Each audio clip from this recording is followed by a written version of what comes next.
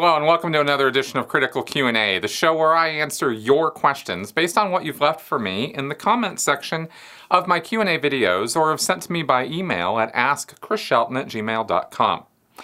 All right, my podcast this week is with Jeff Wassel. It has to do with some more info, some pretty detailed info actually, on GPB Capital. David Gentili, a Scientologist who's in a whole lot of trouble. They got raided by the FBI and various other things about a month or two ago.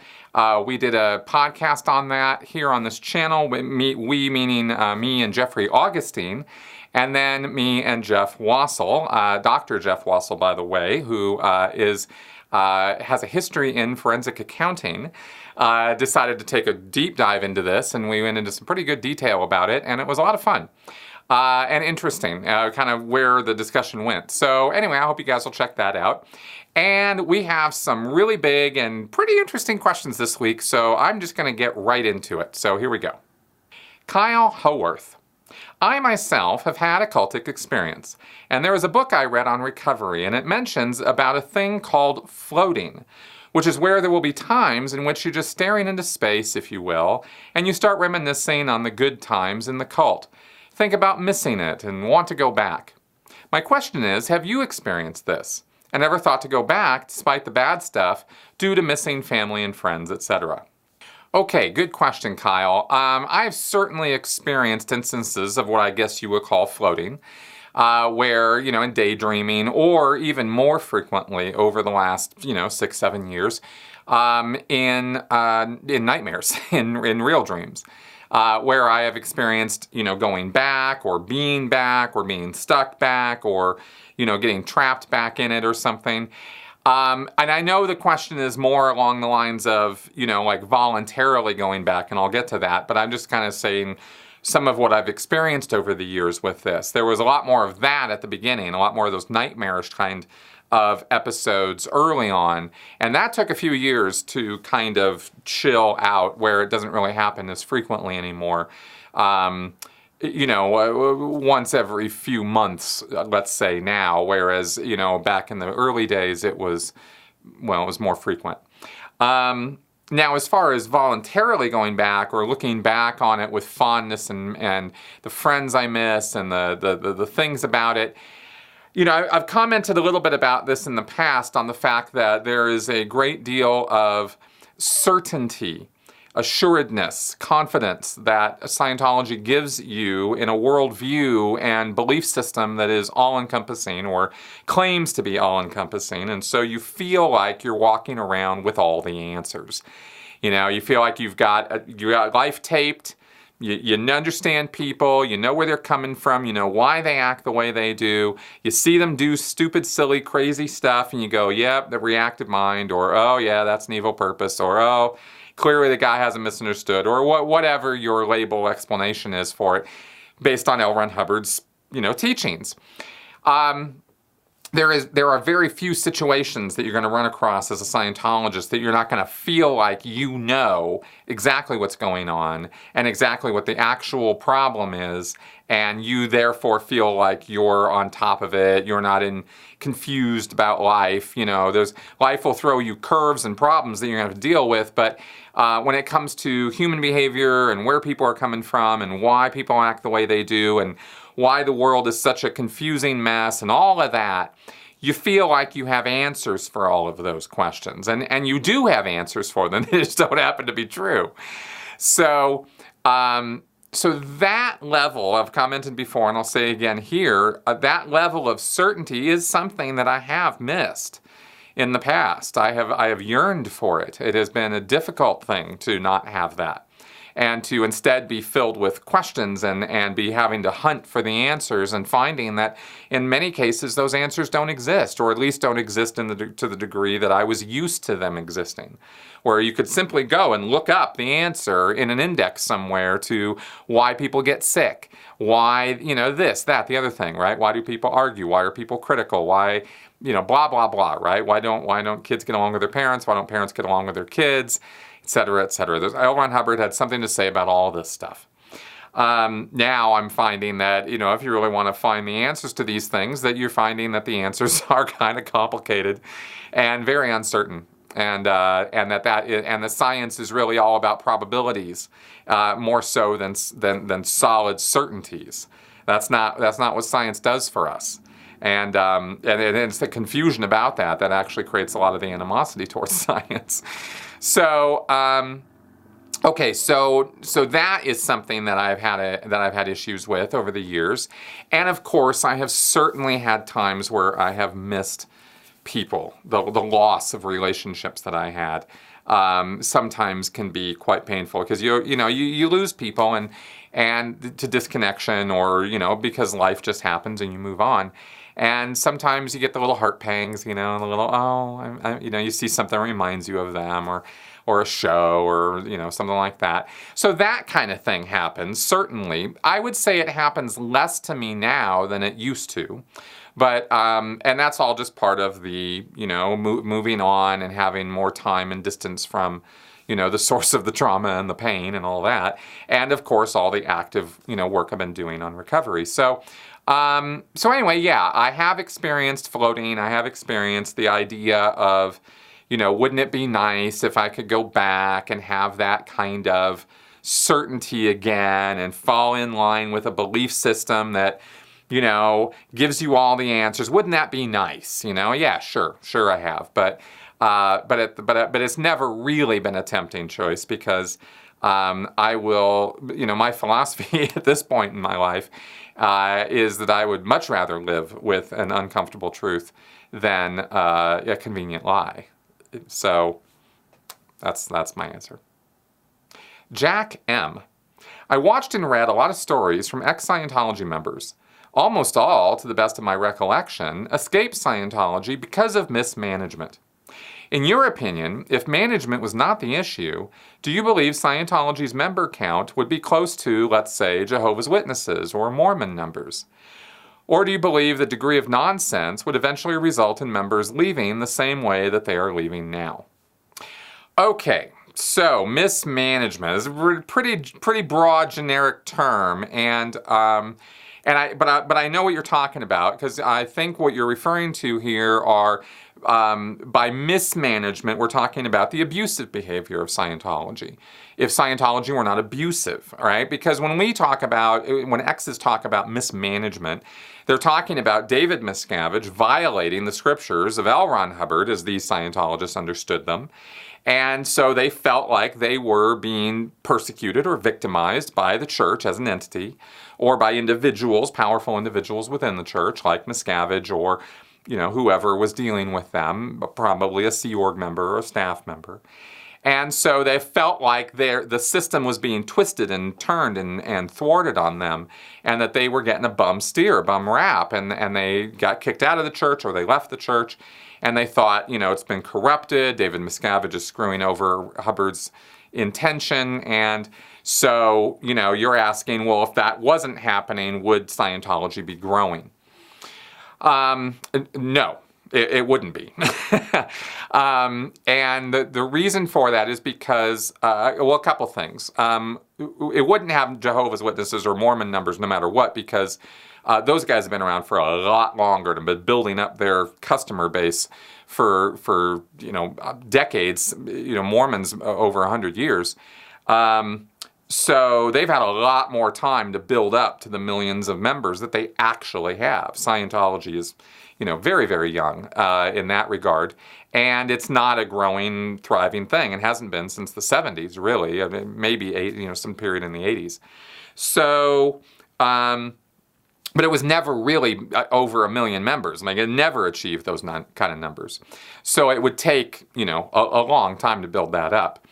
But the conditions you're asking about, of course, the reason I say no is because Scientology makes promises that it absolutely, positively does not deliver on within the span of a person's life.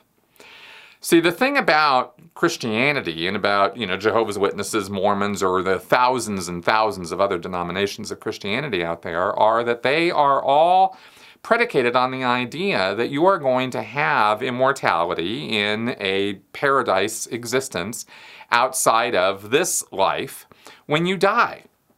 And that's it. That's all they're really promising. They're not, they're saying, look, there's all these strictures, all these things you have to do, and there's hundreds and thousands of different ideas and guidelines and rules. So we don't even need to get into the specifics of what those rules are. But they all do have some rules. There's some kind of system in place there, right? That's what makes them a denomination of Christianity, is that there is a Christ belief, and there's this idea that, that you believe in him and the salvation, and you're going to end up in a better place or somehow have this closer relationship with Jesus and with God. That's all stuff that happens after you die. The only thing you're being promised in this life, as I understand it from Christianity, is a closer relationship with the Spirit and with, and perhaps, moments of epiphany and religious awe, and moments of fervor, but not superpowers, right? These are very different things. These spiritual experiences are very different from superpowers, right? And Scientology makes clear-cut promises that it will relieve medical problems, that it will relieve bad eyesight, that beyond the body, that it will. It's a prosperity gospel in many ways in Scientology. You're constantly promised that if you pay now, you will see that return to you tenfold by doing Scientology. I've never really worded it that way, but that is part of the sales process of Scientology, for sure. So, of course, my point being with all of this, that we can argue specifics, but the overall point here is that Scientology is making this lifetime promises that you are supposed to see manifest before you in this world, in the here and now.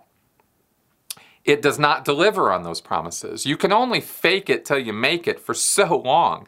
And it's really quite impressive how long some Scientologists fake it till they make it, and they never make it, and they end up, leaving, or more often, especially with the OT8s these days, who haven't died off, is that they just fly under the radar. They just kind of disappear and fade away from Scientology. I think if you did a census count on OT8s, you'd have some pretty interesting results as far as how many of them are just gone. And not, some of them have died, but others have just gone. And they're just out of Scientology, and they don't want to have anything to do with it anymore. So anyway, that might be an interesting stat to get. So, but you don't have to get to OT8 to realize that this is all just kind of smoke and mirrors, and you're being promised the sun, moon, and stars and being delivered a cow pie on a plate, right? So there's a point where people realize that these promises are not manifesting, that they are not getting all these gains they're supposed to be getting. And that's the real start of the road out. It's just that when there's this mismanagement situation, it just exacerbates and speeds up the process. But it doesn't, I wouldn't say it's the causative.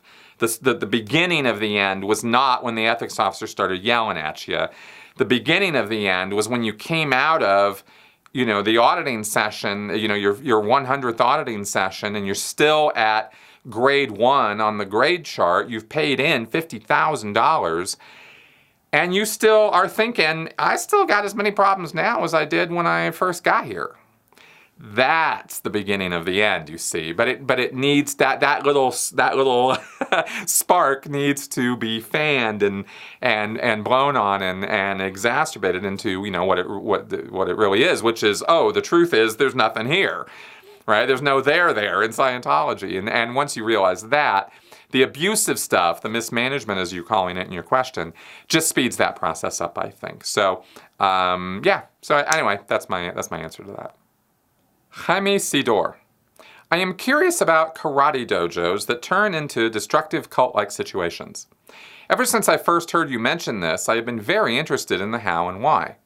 Before your show, I had never even considered the possibility or likelihood that this does or could happen.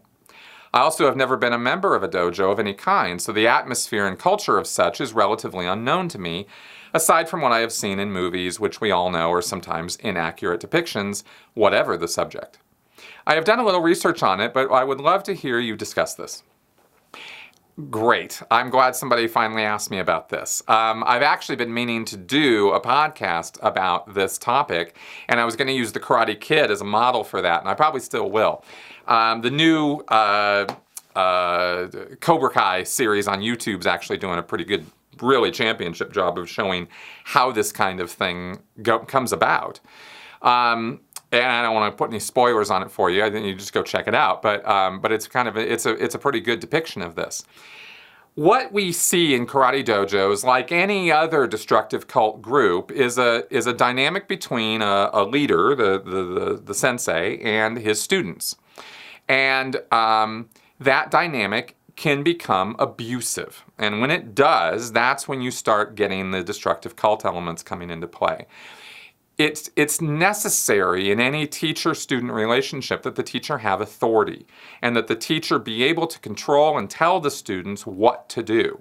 Because a student will never learn if he's not controlled to some degree because he doesn't know what he's doing. By definition, a student is one who has to learn what he's doing, and the teacher, by definition, is somebody who already knows what he's doing and is trying to impart that knowledge to others.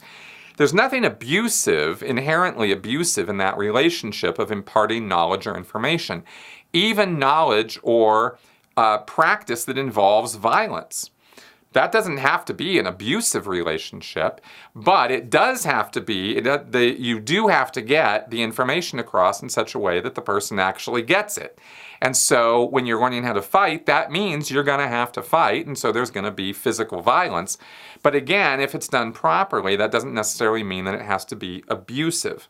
Abuse enters in when you start pushing the limits, or you breaking the limits that are already agreed upon, or the person is made to do things that they truly do not want to do, but they are forced to do them through circumstances, and those things that they're being made to do, again with the abuse, are things that are actually harmful to them, that they're not helpful.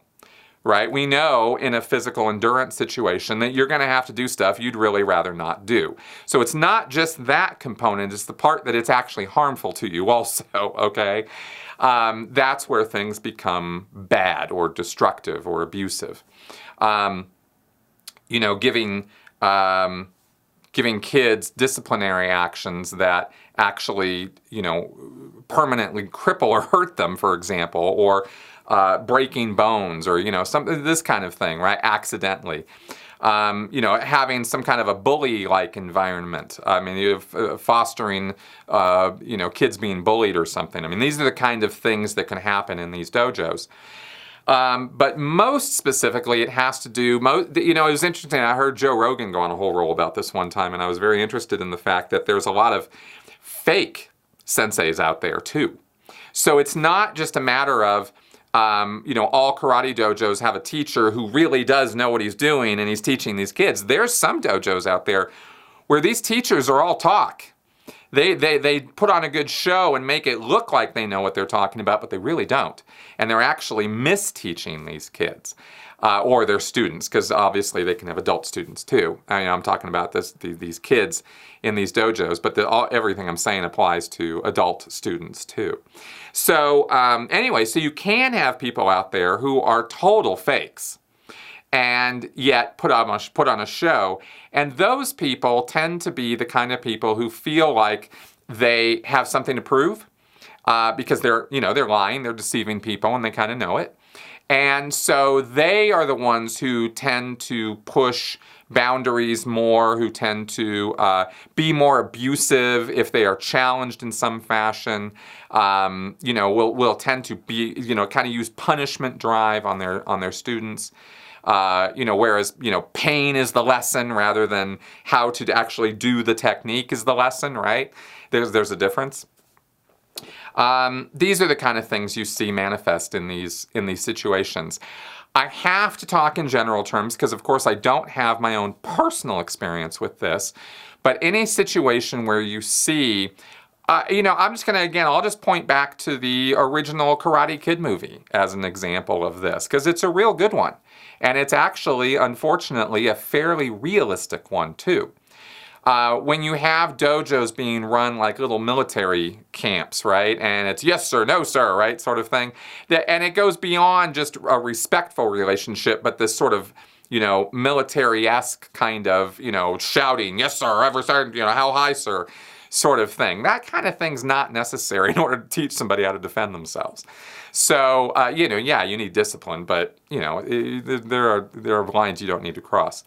So anyway, those are some of the things I can sort of just throw off at the top of my head. A little bit of a disorganized answer, I felt, but I hope that this imparts to you some real examples of how that kind of behavior gets manifested at that, in that kind of a situation. James Hacker. I wanted to ask if you hold any respect for any Scientologist's point of view. From what I've learned, Scientologists are so indoctrinated in a particular way of thinking that they cannot possibly think for themselves. This especially includes politics and their apparent support of Trump. I've also figured out that certain prominent Scientologists, such as Kirstie Alley, are pro-life, based on her Twitter feed. This leads me to believe that she has absolutely no knowledge of the Sea Org pressuring women to have abortions. Is this another example of Scientology manipulating their followers? What do you think? Hey James, this is really good. There's this is a pretty beefy question here. You've thrown a lot of stuff at me, and let me break it down this way. Yes, I do hold respect for Scientologists' point of view on issues that are not Scientology related. If a person who was a Scientologist was also a molecular biologist and had something to say about molecular biology that was on his discipline and that was actually science-based and real, I might have something, I might listen to that person. I'm not going to exclude everything they say just because they're a Scientologist. However, we have to be aware of how Scientology affects people's point of view across the spectrum of life, as you pointed out. And it is not that Scientologists are so indoctrinated that they can't possibly think for themselves. I'd like to actually take a moment to be really super specific about how Scientology or other cultic belief systems affect a person's ability to think. Because I think this is important as a point of differentiation. It's not that people who get involved in destructive cults can't think for themselves. It's that they are given a specific set of rules and guidelines through which they have to filter all of their thoughts. And this is a slightly different thing, but it's an important distinction. You're always thinking for yourself. There's nobody else doing your thinking but you, okay? So when somebody else is controlling your thinking or, engaging in thought reform or mind control or there's all the stuff we're talking about, what they're doing is they're getting you to agree to a certain set of filters or biases or prejudices or principles or rules or guidelines or beliefs, whatever word you want to use. They're all pretty much the same thing when it hits the neurons. But they're getting you to adopt a certain way of thinking. And when you adopt a certain way of thinking, then that's going to affect, how you look at all kinds of things. If you adopt, for example, the idea or belief that you are a spiritual immortal being who has lived near infinite amount of time in the past and will live infinitely into the future, if you have that as a core belief and you agree to that, you're going to see all kinds of things from a very different point of view from the kind of person who doesn't believe that. And that's just a core belief. There's a whole pile of beliefs that Scientology brings in that they pile in on you. And once you start accepting one and then the next and then the next, and then it's easier and easier to accept more and more of them. And after a while, you just sort of see the world the same way L. Ron Hubbard did.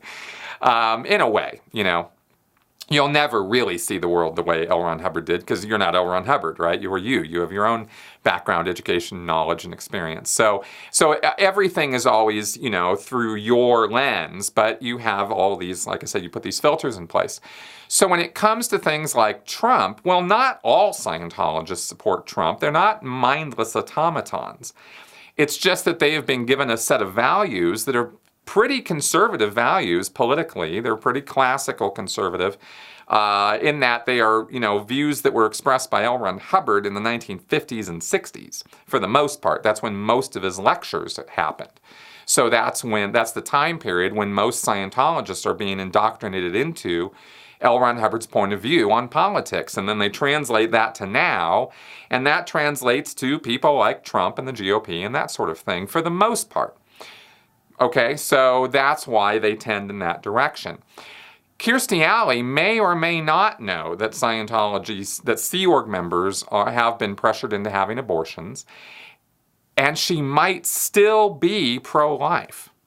And while that might sound incredibly hypocritical, and it is, it's also, it speaks to what I'm talking about here, because Kirstie Alley can have a personal belief that that babies should be born and that abortion should never occur. But because she's also a Scientologist, she has a very core belief that Scientology is the single most important thing in the universe, not just on this planet, but anywhere in existence. And that the Sea Org, right on the heels of that belief, is another belief that the Sea Organization are the custodians of L. Ron Hubbard's legacy. They are the ones who deliver the OT levels and, are charged with the security of the Sea Org and with safeguarding Scientology and keeping Scientology working forever. So she views the Sea Organization as the Jedi Knights of the universe. She views them as the pinnacle of ethical authority and embodying everything that Scientology is supposed to be. That's the Sea Org to most Scientologists. So the Sea Org can't really do any wrong. And if they do wrong, if they do something that seems to violate some basic mores or ethic of the world or of common sense or of Scientology, well, they're the Sea Org. They have their own policies they operate on. They are executing L. Ron Hubbard's command intention, and as expressed through David Miscavige, of course. And so they're on a whole different playing field than, Kirstie Alley or any other person is on. So the rules they operate on are different than the rules everybody else operates on. And so therefore, if Sea Org members get pregnant through some moment of incautiousness or personal issue or something, and they have to deal with that by going to get an abortion so they can stay in the Sea Org, well, clearly that's the greatest good for the greatest number. So clearly that's okay.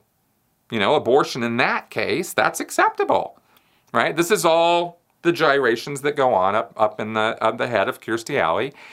One possible scenario, of course, I don't know what Kirstie Alley really believes, but this is what I'm describing to you is absolutely what Scientologists in general would do if you confronted them about Sea Org members having abortions, versus the pro-life stance of Scientology or L. Ron Hubbard or whoever.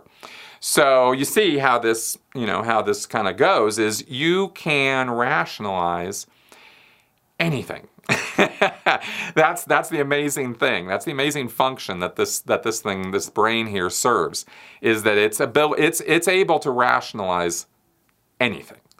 So we really kind of need to get over being so shocked and awed and surprised at what people believe anymore, because we kind of understand at this point that anything goes up here.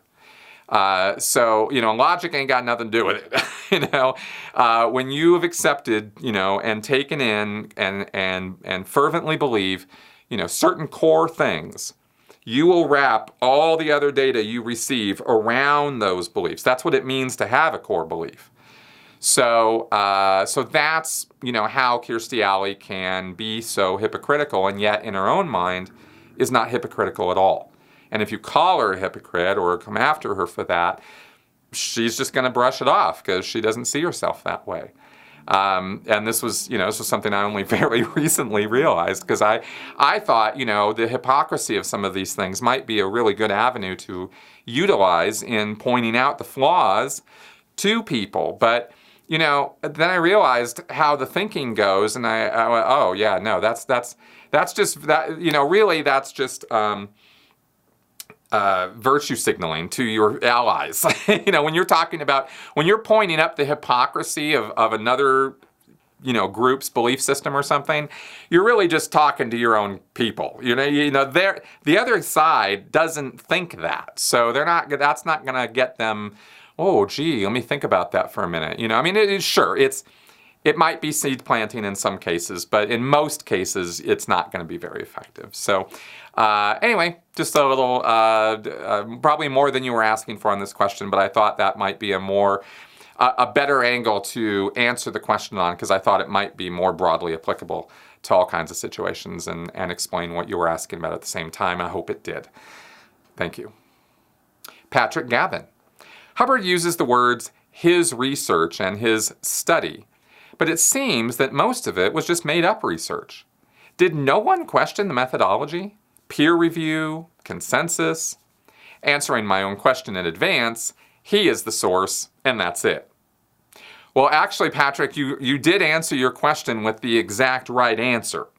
And not only is L. Ron Hubbard the source of Scientology, he literally called himself Source, like with a capital S. That's L. Ron Hubbard. He is known as Source in Scientology. So yeah, his little head is the source of all of this. His philosophical musings and ramblings and all of that is what most of Scientology consists of. When Hubbard was ever called on the carpet at all, and he never really was by Scientologists, but there were people outside Scientology who would challenge the scientific, veracity of Hubbard's works, he always just reversed it with a personal attack back on the people who were making these claims or questions. He never provided the actual research notes or information or survey information or whatever it was he was basing his ideas on. And very, very often, and this comes from people who worked with him, his experiments or studies consisted of a series of 1 or 2. I mean, these were just, oh, does this work? Oh, it seems to me, here's the research method, right? This person is doing this weird thing. I wonder why they would do that. I'll bet you it's because of this. Okay, write it down. Go put this person in session and do this on them. And then they go do it. And then the results come back and the person feels better because he just had a special session directed by L. Ron Hubbard personally. So, of course, he's all hyped. And he's going to say whatever L. Ron Hubbard wants him to say because, of course, he's helping L. Ron Hubbard in his research. And so there's your series of 1. We got the result we wanted. Oh, the guy feels so much better about whatever it was he was, being audited on. Well, clearly this is the solution. And then comes the bulletin Hubbard would write saying, I have done research on blah, and here is what I have found. And therefore, here's the solution for everybody's, headaches or whatever it was he was solving that day. And that tended to be how the research trail would go with Ron. So, I don't really know what else to say about that, except it is as ridiculous as it sounds. But it was also all done in a time, remember, harken back, 50s, 60s, 70s. This was done in a time when somebody like Hubbard was using scientific sounding terminology and language or specialized language like engrams, locks, secondaries, all the stuff that comes out of Dianetics, or, ARC breaks and present time problems and thetans and all the Scientology lingo. When you're using specialized language like that, people who don't know that language and are coming into that newly or who are newly, freshly examining it, tend to be, not always, but tend to be pretty impressed with that kind of thing. And they'll start making assumptions that are not warranted. Like that there are file cabinets of research data somewhere in somebody's office, in Hubbard's office somewhere, or in his archives. And they hear about L. Ron Hubbard archives, and they don't know that that's just all the lectures he ever gave on reel-to-reel cassettes, right? They think, oh, archives, there must be all this research data. No, there isn't. So, no. So people just assume that these things exist when they don't. And that is the case with most Scientologists. No one in Scientology ever really asks about this. And it's, in hindsight, it's embarrassing for me to admit that. It never even occurred to me to ask. Or if I did, I was just told, well, that's all up lines. If I was like, I would love to see the case studies. I think I did comment on this a couple times when I first got in. I'd love to see all these case studies he keeps talking about and stuff, because he mentions in an early Dianetics work that there were either 49 or 149 or 349 case studies. It depends on which one you're listening to as to which number he gave you. But there were all these case studies. And I thought, God, it would be amazing to go through all those notes and see all that stuff. And I think one time a supervisor told me, yeah, that would be really interesting, but, we don't have access to any of that. So there went that idea, right? So that's kind of how that tends to go in Scientology. Peter, one observation I have from watching your videos and checking out related information is that often people join religious groups due to some very intense experiences, something which changes the way they look at the world and its spirituality. I also understand that at least some of these experiences can be created by quote-unquote normal methods, i.e. methods that are understood by psychology and there is no need to rely on spirituality to explain them. For example, I'm thinking about the quote-unquote high feeling Scientologists have on the TRs. Another example is what Darren Brown demonstrated in his show, How to Convert an Atheist. I think in both cases, the receiver is convinced that something supernatural is happening, something that cannot be explained by science. As a result, they are receptive to the explanation offered and become a believer. Do you have any advice for where/how to experience such an enlightenment safely? Personally, I would love to experience this myself. I also think this should be simply part of public education. It should be part of the curriculum at schools. Kids should learn algebra, experience what it feels like to sprint 100 meters, and experience how their own mind works. It should be available in community colleges. Heck, I think it should be part of traveling fun fairs.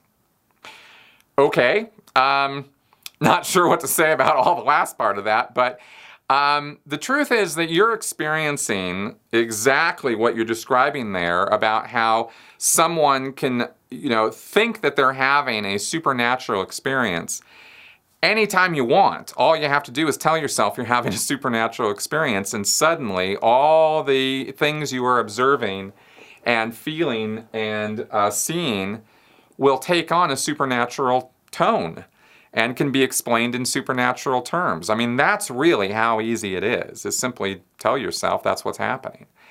Or ask yourself if that's what's happening, and suddenly your mind will readily cooperate with that supposition. Right? That's how we work. That's how we operate. I mean, the way we think is an extremely counterintuitive process. I'm not going to go into the whole thing here, but it's not really the way we experience how we think or how we come to decisions or actions or agreement or beliefs. It's very backwards from kind of how we think it is, in that we come to decisions and ideas about things based mostly on subconscious, actions and activities that we're not aware of that influence our decision-making process or our rational process, as you might think of it. Which really hardly exists at all, by the way. Our experience of what we're thinking about is only a very, very, very tiny percentage of all the things that the brain is actually thinking or doing. If you define thinking as mental processes or neurons firing, then there's all kinds of thinking going on that you are not aware of and never will be. Regulating the involuntary parts of the body are some of that, but there are also all kinds of other things going on. So these are the things that, that lead to how you go about making decisions or deciding things are true or false. And so there's all kinds of factors hitting you. And Darren Brown, in his, great shows that he does, he demonstrates how malleable and easy it is to manipulate people's decisions or views about things. It's really nothing. It's not really hard at all. Anytime you look at an optical illusion, that's happening. Your mind is literally filling in blanks that don't, or putting in lines, let's say, where none exist, because the optical illusion is making you think something's there when your brain's telling you, well, this is what's supposed to be there, but it's not there, and it's not there, but you're still seeing it, right? Like, how does that happen? Well, it's because the brain's constantly trying to make sense of things and is trying to predict your reality based on past experience. So it's trying to fill in the blanks where, they might exist with something that's familiar and sensible to you, Anyway, I'm kind of really condensing a lot of very, very complicated information, but I'm using this to make the point that this kind of thing that you're asking about, having these kind of spiritual experiences where you believe you're having a spiritual experience, so that's how you interpret it, that's not an unusual way of thinking, is the point I'm trying to make. That is how you think all the time. You're just very used to it. And, things like converting an atheist belief, well, that's a fairly spectacular thing. So it seems like it's something unusual and different in our thinking processes. But really, Darren Brown is just pointing out that this is just the regular way that people process information. This is the way your brain works.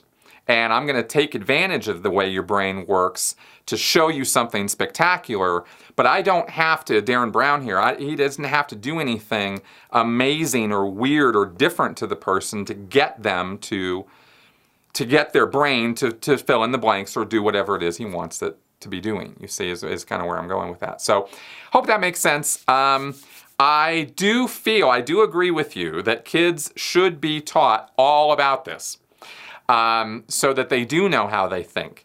Because right now, the way we're taught, the classical way of how we're being taught, how we think and what psychology is all about and all that, what the brain's doing, there's very recent research that is very much changing the traditional view of emotion and thinking. And I will be elaborating on a lot of that in later videos, but I just wanted to comment on it here because people can think, because the experience is so wild, that their brain must be doing something really wild. Not necessarily true, and that's all I'm saying here. So thanks for asking. Okay, that is our show for this week. I hope my answers were interesting, educational, and entertaining. And I hope that you guys are enjoying coming and listening to my show here. If you are, consider supporting me through Patreon. And definitely, please subscribe to my channel and share this information around the interwebs. Thanks for coming around. Leave any questions, comments, feedback in the comments section below. And I'll see you guys next week. Bye-bye.